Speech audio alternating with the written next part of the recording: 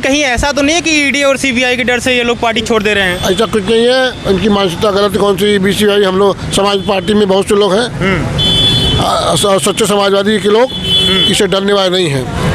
नमस्कार, बहुत बहुत स्वागत है आपका हमारे चैनल डिबेट फॉर फ्यूचर में। आप सबका आकाश कुमार पांडे स्वागत करता हूं। आज हमारे साथ एक ऐसी हस्ती जुड़ चुकी है जिनको किसी परिचय के मोहताज नहीं है। भदोही के जनता के दिलों पर राज करने वाले वो विधायक जो कि राज्यसभा वोटिंग में अपने ही पद पे बने रहे, वो पलटे नहीं, इसलिए जनता आज इनका स्वागत करती है।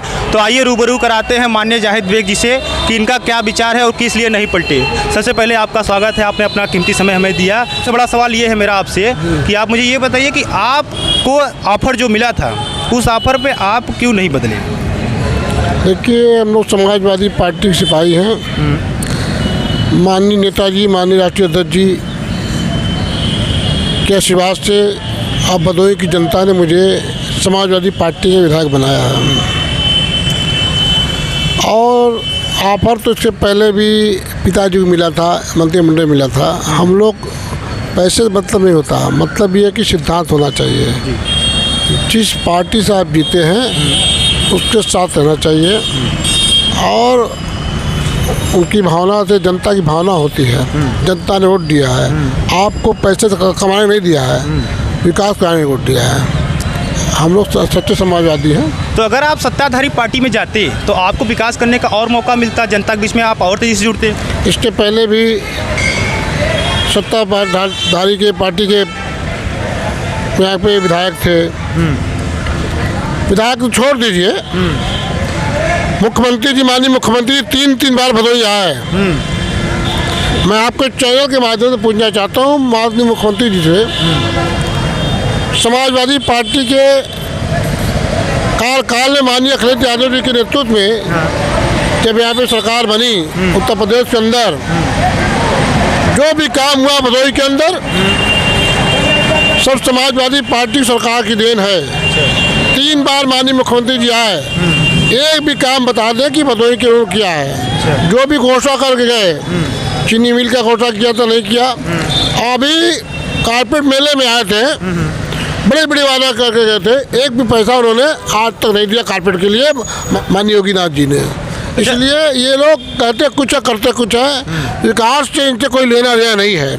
मैं तो दावे के साथ पूछना चाहता हूँ, एक काम बता दें भदोही के अंदर जो बड़ा काम भारतीय जनता पार्टी के 7 साल की सरकार में हुआ हो।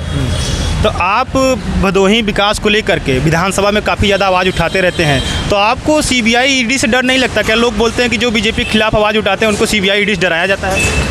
देखिए, समाजवादी पार्टी का गठन और संघर्ष जेल और जेलों से लेके आंदोलन से लेके हुआ है। हम लोग जिस पार्टी से हैं, जिस बाप के बेटे हैं, इससे कोई मतलब नहीं होता। चाहे घर में रहे, चाहे सड़क पर, चाहे जेल में रहे, उसका कोई मतलब नहीं है। आवाज़ उठाने के लिए, भदोही की आवाज़ उठाने के लिए, जनता की समस्या को उठाने के लिए, किसानों की मांग उठाने के लिए, जो छात्रों के साथ खिलवाड़ किया जा रहा है नौकरियों में, उस मांग को उठाने के लिए जेल हो चाहे कुछ हो, कोई मतलब नहीं होता। लेकिन आप बोल रहे हैं छात्रों के साथ खिलवाड़ हो रहा है, तो अभी यूपी पुलिस की सबसे बड़ी वैकेंसी योगी आदित्यनाथ जी ने दी थी, लेकिन किसी कारणवश वो लीक हो गई है, तो वो आपका क्या कहना चाहेंगे इस पर? कारण नहीं था, ये एक प्लानिंग होती है। अच्छा। अब तक जितने भी इनके वैकेंसी निकली है, सारी वैकेंसी लीक हो गई है। अच्छा। चुनाव के पहले वार्ड निकाला, परीक्षा कराया और लीक कर दिया, पेपर लीक हो गया। और ये इसलिए फिर टाइम दिया है लोकसभा चुनाव के बाद। अच्छा। कि छात्र नौजवान हमसे खिलाफ आक्रोश ना हो, लोग उसमें वोट दे दें। लेकिन जनता जान चुकी है, छात्र जान चुका है कि इसका हिसाब लोकसभा चुनाव में छात्र और नौजवान लेंगे।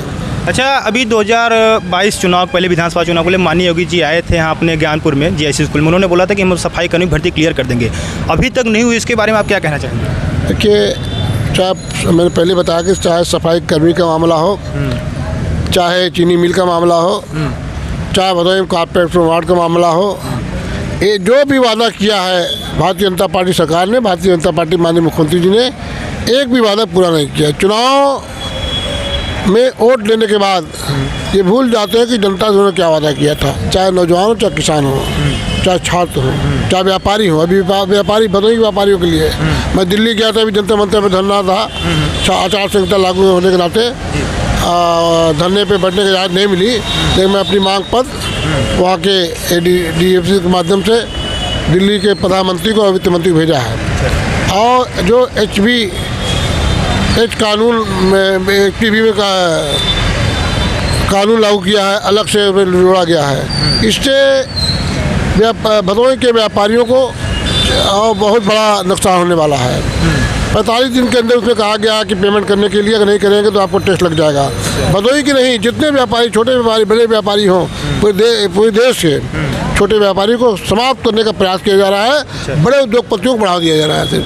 तो जैसा कि जो लोग बदले हैं तो उनको ऐसा क्या ऑफर मिला कि वो बदल गए, और उनको समाजवादी पार्टी में ऐसा कौन सा सम्मान और पद प्रतिष्ठा नहीं मिल पा रहा जिसकी वजह से वो बदल गए? आप क्या कहना चाहेंगे? देखिए, अब चूँकि जो लोग गए हैं तो उनके बारे में, बहुत लोगों के बारे में नहीं कहना चाहता हूँ। एक आदमी को मैं बारे कहना चाहता हूँ। बताइए। मनोज पांडे जी बहुत बड़ा चेहरा था समाज पार्टी में।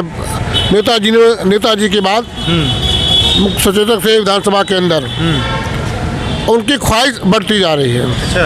अब वो चाहते हैं कि उनके उसके आगे कुर्सी बैठे। अच्छा। यहाँ तक कि भदोही के लोकसभा के टिकट भी मांग रहे थे, हमसे भी उन्होंने कहा था मांगने के लिए।